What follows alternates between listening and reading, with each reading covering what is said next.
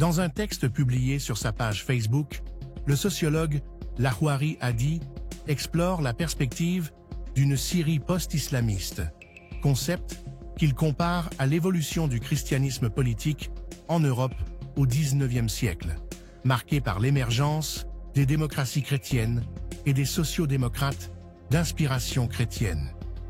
Bien que les contextes diffèrent, Hadi voit des similitudes dans la transition de la religion comme fondement politique rigide à une source d'inspiration éthique pour des cadres politiques plus souples. Hadi critique les islamistes qui ont construit leur projet politique autour des ibadat, devoirs religieux.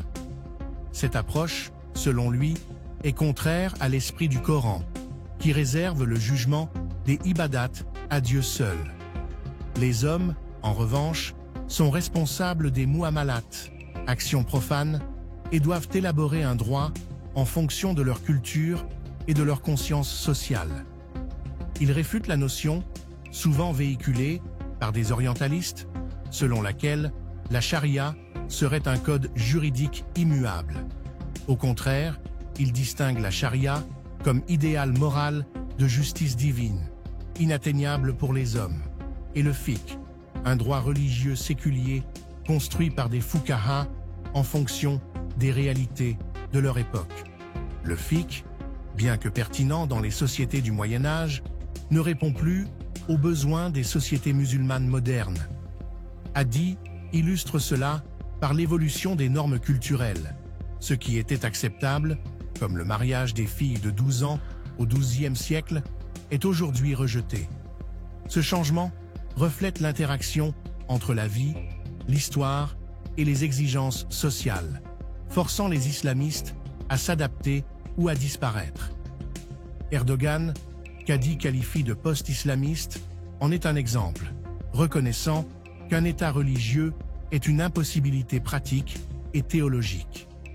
La mauvaise interprétation de Al-Hakimiyya Hadi critique les malentendus autour du concept coranique de Al-Hakimiyya, arbitrage, souvent traduit à tort par souveraineté. Pour lui, cette erreur, propagée par Al-Mawdoudi et ses disciples comme Sayyid Qutb, découle d'une méconnaissance de l'arabe. Ces théoriciens ont utilisé cette interprétation pour rejeter la démocratie, la qualifiant de kufr, mécréance, et pour politiser l'islam, alimentant des idéologies qui condamnent les musulmans à l'enfer pour avoir prétendument abandonné leur foi.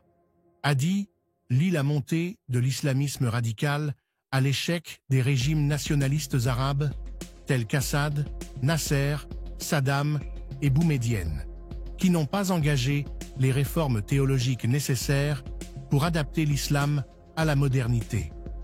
Ces régimes, préoccupés par le maintien de leur pouvoir, ont abandonné l'héritage réformiste de la Nahda du XIXe siècle, laissant un vide idéologique que l'islamisme a comblé.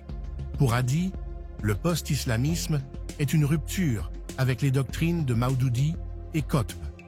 Il s'agit d'une évolution inévitable pour aligner la pensée religieuse avec la modernité et reconnaître que l'autorité politique ne peut plus se fonder sur la religion. Cela implique une redéfinition des valeurs politiques et sociales, où la religion reste une inspiration spirituelle et éthique, mais non un programme politique rigide. Hadi invite à une réévaluation des fondements théologiques et politiques de l'islam pour permettre une transition vers une société où la religion et la politique sont complémentaires, mais distinctes. Cette vision offre un espoir pour une Syrie où la diversité religieuse et culturelle pourrait être un atout plutôt qu'un obstacle.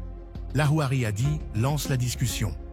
Si vous souhaitez lui répondre ou participer au débat, écrivez votre texte et envoyez-le nous. Que l'année 2025 soit riche en réflexions.